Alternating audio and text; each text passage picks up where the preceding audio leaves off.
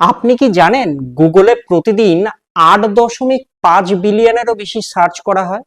মানে ভাবুন তো, পৃথিবীর প্রায় প্রত্যেক মানুষ যদি দিনে একবার করে কিছু না কিছু সার্চ করে, তবুও সংখ্যাটা এমনই দাঁড়ায়।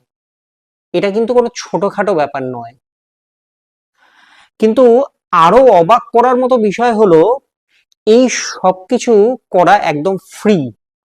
গুগল সার্চ ফ্রি, ইউটিউবে ভিডিও দেখা ফ্রি, জিমেল ব্যবহার করা ফ্রি, গুগল ম্যাপ ব্যবহার করা ফ্রি।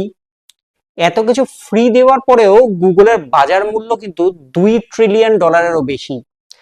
প্রশ্ন হচ্ছে, এটা সম্ভব কিভাবে? আমাদের থেকে সরাসরি টাকা না নিলেও গুগল এত বড় কোম্পানি হয়ে উঠলো কিভাবে? চলুন সহজভাবে পুরো বিষয়টা বুঝে নেওয়া যাক। নমস্কার, আমি অনিরুদ্ধ। আমরা অনেক সময় দেখি কোনো কোম্পানি এতটাই জনপ্রিয় হয়ে যায় যে তার নামটাই তার কাজের সমার্থক হয়ে যায়।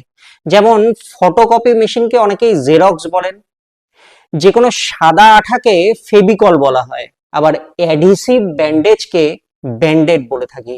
ঠিক তেমনি ইন্টারনেটে কিছু খোঁজার বিষয়কে এখন আমরা বলি গুগল করে দেখো। গুগলের শুরু 1998 সালে।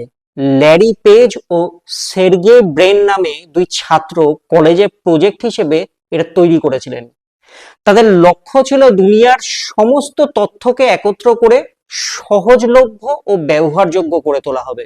শুরুর দিকে গুগল ছিল একদম সাধারণ একটা সার্চ ইঞ্জিন, সাদাসিধে একটি ওয়েবসাইট, মাঝখানে সার্চ বক্স। এমনকি গুগল নামটাও এসেছে গুগল নামের একটি বিশাল সংখ্যার থেকে। একের পর 100টা শূন্য, মানে অগন্তি তথ্য খুঁজে দেওয়ার ক্ষমতার প্রতীক হিসেবেই এই নামকে ব্যবহার করা হয়। 2000 সালে গুগল বড় একটা সিদ্ধান্ত নেয়। তারা চালু করে অ্যাডওয়ার্ডস, যা অবশ্য এখন গুগল অ্যাডস নামেই পরিচিত। এখান থেকে শুরু হয় তাদের আসল ব্যবসা। ব্যবসায়ীরা টাকা দিয়ে গুগলের সার্চ রেজাল্টে বিজ্ঞাপন দেখাতে পারত। আর এই মডেলটাই আজ গুগলের সবচেয়ে বড় আয়ের উৎস হয়ে দাঁড়িয়েছে। এরপর ধীরে ধীরে গুগল আরো অনেক পরিষেবা চালু করে। এই যেমন ধরুন 2004 সালে নিয়ে আসে জিমেল, 2005 সালে গুগল ম্যাপ, 2006 সালে তারা ইউটিউব কিনে নেয়, 2008 সালে আসে অ্যান্ড্রয়েড অপারেটিং সিস্টেম এবং গুগল ক্রোম ব্রাউজার। এরপর একে একে pixel phone, Chromebook, smart device, এমন অনেক পণ্য বাজারে নিয়ে আসে গুগল। তবে তাদের সব প্রোডাক্ট কিন্তু সফল হয়নি। Google plus, Google glass, Google reader, এমন বহু প্রজেক্ট ইতিমধ্যে ব্যর্থ হয়েছে। আসলে জানেন কি, সফলতার পেছনে বহু ব্যর্থতার গল্প থাকে, আর এটাই ব্যবসার নিয়ম। এবার আসে যাক তাদের টাকার অঙ্কে। 2022 সালে গুগলের মোট আয় ছিল প্রায় $280 বিলিয়ন। এর মধ্যে প্রায় $237 বিলিয়ন এসেছে শুধু বিজ্ঞাপন থেকেই। এই বিজ্ঞাপনগুলো কোথা থেকে আসে? প্রথমত গুগল সার্চ অ্যাড। আপনি যখন কিছু সার্চ করেন, উপরে স্পন্সর্ড লেখা কিছু ফলাফল আসে, সেগুলোই বিজ্ঞাপন। দ্বিতীয়ত গুগল নেটওয়ার্ক অ্যাড। বিভিন্ন ওয়েবসাইটে যে ব্যানার বিজ্ঞাপন দেখেন, সেগুলোর থেকেও টাকা আয় করে গুগল। তৃতীয়ত ইউটিউব বিজ্ঞাপন। ভিডিওর আগে বা মাঝে যে অ্যাড আসে, সেখান থেকেও মোটা অঙ্কের টাকা কামায় গুগল।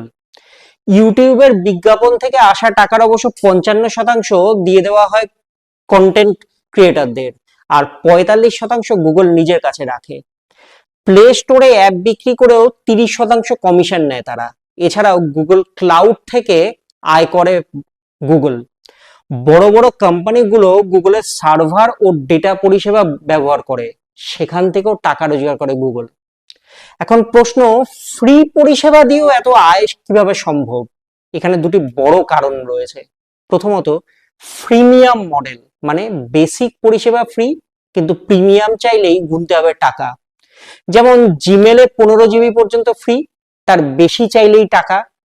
ইউটিউব ফ্রি, কিন্তু বিজ্ঞাপন ছাড়া দেখতে চাইলে ইউটিউব প্রিমিয়াম কিনতে হবে। দ্বিতীয় এবং সবচেয়ে গুরুত্বপূর্ণ কারণ, ডেটা। আপনি কি সার্চ করেন, কোন ভিডিও দেখেন, কোথায় যান, এই সব তথ্য থেকে গুগল বুঝতে পারে আপনার আগ্রহ কিসে, এরপর বিজ্ঞাপনদাতাদের সেই তথ্য অনুযায়ী টার্গেট করতে দেয়। ধরুন আপনি দুবাইয়ের হোটেল খুঁজছেন, এরপর বিভিন্ন ওয়েবসাইটে ঘোরাঘুরি করার সময় দেখতে পাবেন দুবাই ট্যুরিজমের বিভিন্ন বিজ্ঞাপন আসছে। এটাই টার্গেটেড অ্যাডভার্টাইজিং।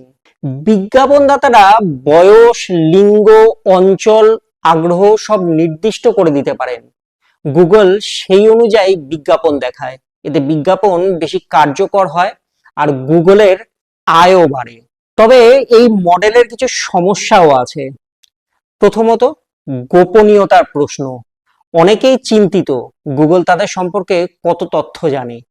2023 সালে ক্যালিফোর্নিয়ায় গুগলকে জরিমানাও দিতে হয়েছিল এই জন্যে, কারণ তারা ব্যবহারকারীদের লোকেশন ট্র্যাকিং করে ফেলেছিল। দ্বিতীয়ত, বড় ঝুঁকি হলো যদি মানুষ গুগল সার্চ ব্যবহার করা কমিয়ে দেয়, তাহলে কি হবে? যদি অন্য কোনো প্ল্যাটফর্ম আসে সেখানে সরাসরি উত্তর পাওয়া যায় বিজ্ঞাপন ছাড়া, তাহলে কি হবে? এখানেই এআই চ্যাটবটের প্রসঙ্গ আসে। যেমন চ্যাট জিপিটির মতো প্ল্যাটফর্মে সরাসরি প্রশ্ন করলে সরাসরি উত্তর পাওয়া যায়। গুগলও তাই নিজস্ব এআই টুল যেমন জেমিনাই তৈরি করেছে। আগামী 20 বছরে কি হবে তা সময়ই বলবে, কিন্তু একটা জিনিস নিশ্চিত, এই প্রতিযোগিতা আমাদের মতো ব্যবহারকারীদের জন্য ভালো, কারণ এতে পরিষেবা আরো উন্নত হবে।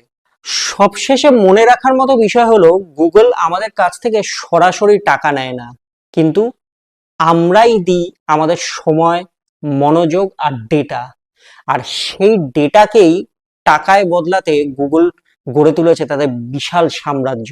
ভিডিওটি ভালো লাগলে লাইক, শেয়ার ও কমেন্ট করুন।